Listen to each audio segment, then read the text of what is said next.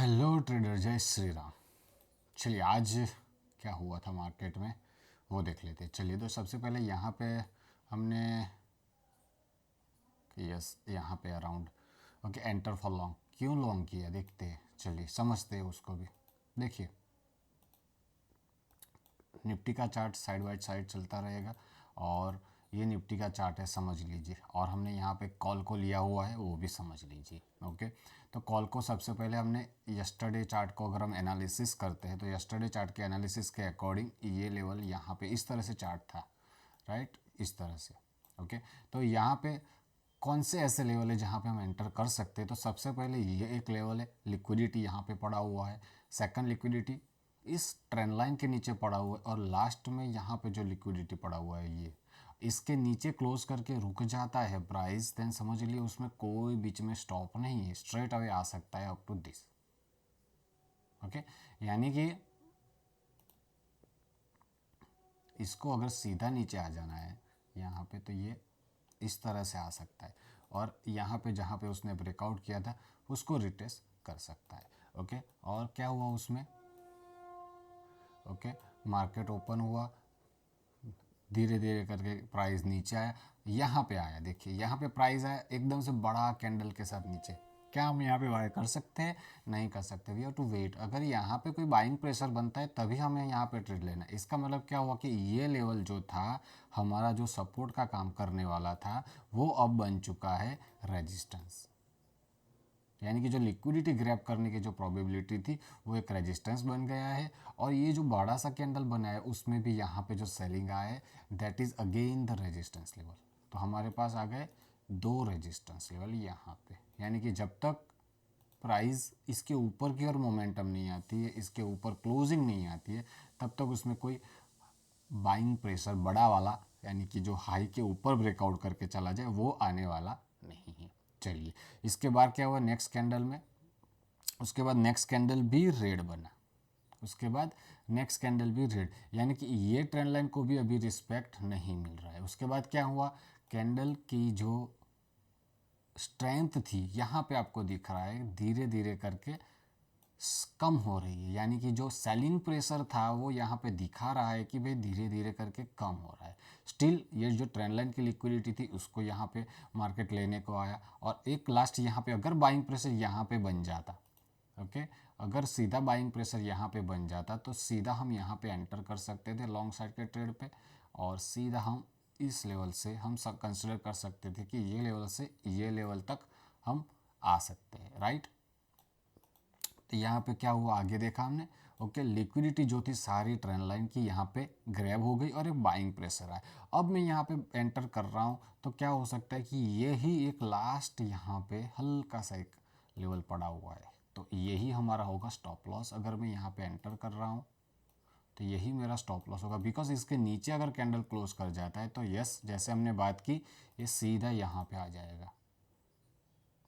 Okay, तो ये क्या हुआ, यहाँ पे एंटर हुए और कहाँ तक एक्सपेक्टेशन थे, max to max 198, max to max.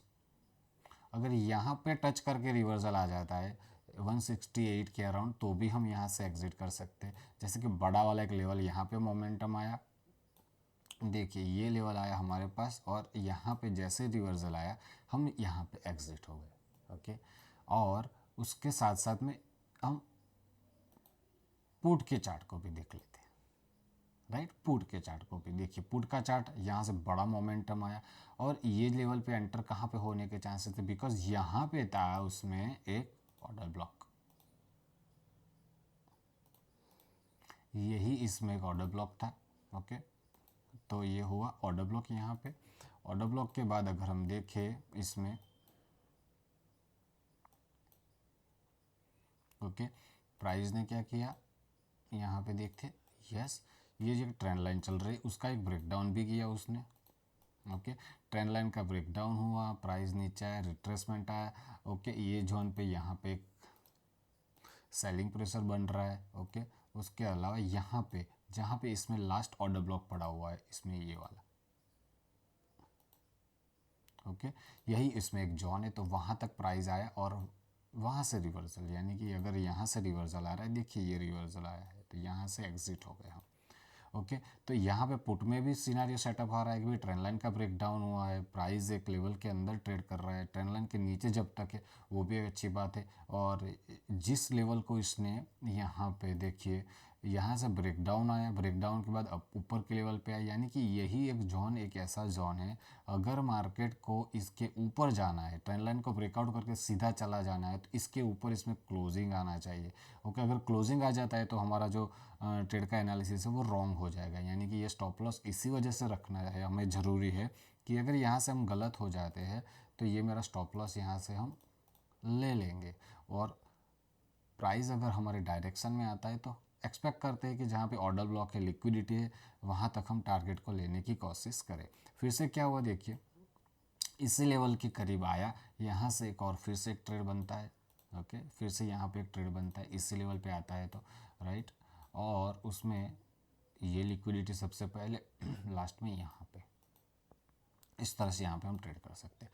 अब इसमें क्या हो सकता है, आगे आप बड़े से टाइम फ्रेम में भी देख सकते हैं कि इसमें क्या हो सकता है। ये जो लेवल बना हुआ है 27 का ब्रेकडाउन करता है तो यहाँ पे और 15 से 20 पॉइंट की गिरावट आ सकती है नीचे के लेवल पे, लेकिन उससे पहले एक पुल बैक आ जाए, पुल बैक में अगर अच्छा सा एक अपसाइड का मोमेंटम आ जाए तो वहाँ से फिर से एक एंट्री हो सकती है। सीधा नीचे गिर जाएगा मार्केट तो यहाँ से कोई इश्यू नहीं है।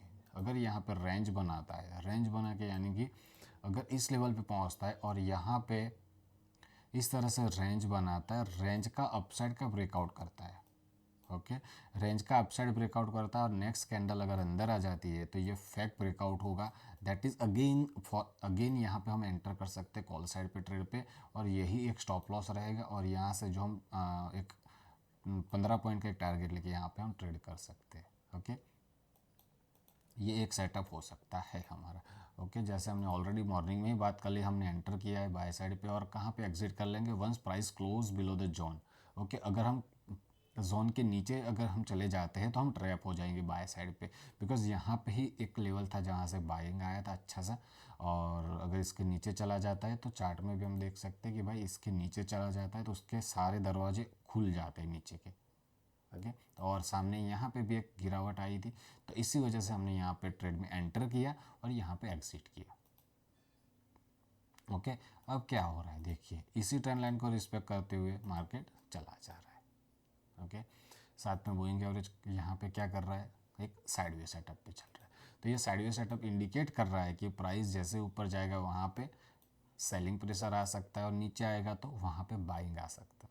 तो यानी कि market would be sideway, market क्या हो सकता है, साइडवे हो सकता है। ओके, और लास्ट में एक्सट्रीम लेवल पे अगर बात करें तो यहाँ पे बॉटम पे ऑर्डर ब्लॉक है, और अगर हम फिप को भी लेते हैं यहाँ से ये जो मोमेंटम आया है तो ये 50% के नीचे यही एक सपोर्ट है।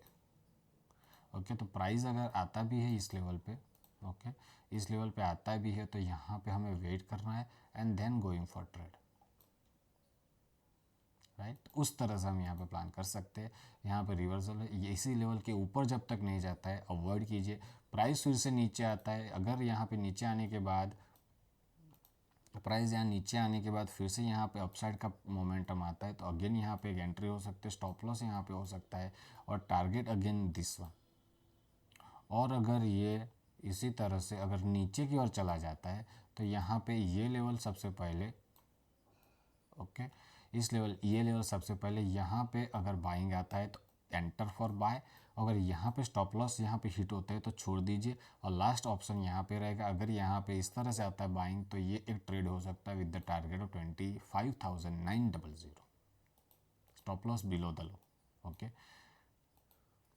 तो ये मेरा यहाँ पे सोचना है। अभी ये सोचने की बात है, अभी प्राइस एक्शन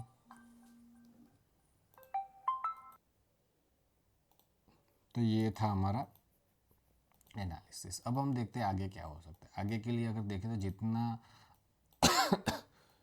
बिगर टाइम फ्रेम यूज़ करेंगे इतना बेनिफिट है। देखिए मेरा ये यहाँ पे सोचना है कि अगर हम देखें यहाँ पे 1 डे टाइम फ्रेम में तो ये अगर 3 स्विंग पैटर्न बनाना है तो ये प्राइस इस लो को सबसे पहले ब्रेक नहीं करना चाहिए। अगर इस लो के नीचे क्लोजिंग आती है, इस लो के नीचे अगर क्लोजिंग आती है तो फिर जो ट्रेंड अपसाइड का जो मोमेंटम आया है वो फंस जाएगा। ऐसा यहाँ पे मेरा सोचना है। इसके नीचे क्लोजिंग नहीं आनी चाहिए 25,629 के नीचे। इसी तरह से अगर यहाँ पे आता है तो एक बड़ा सा अपसाइड का मोमेंटम आ सकता है। और अपसाइड में कहाँ तक एक्सपेक्ट कर सकते हैं कि यहाँ पे इम्बैलेंस था जहाँ से गिर रहा है, okay, market one day imbalance, और ये अपसाइड पे जाए तो एफ पड़ा हुआ है।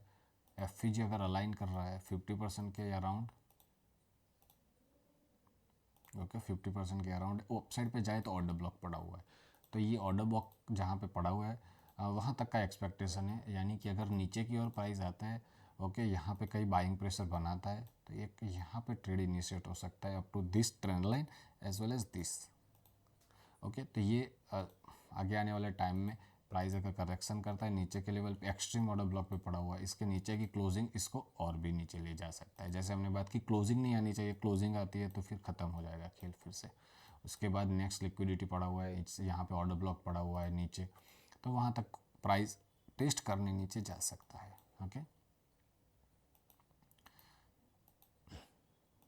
That's it, okay. मिलते हैं अगले वीडियो में, तब तक के लिए टेक केयर, जय श्री राम।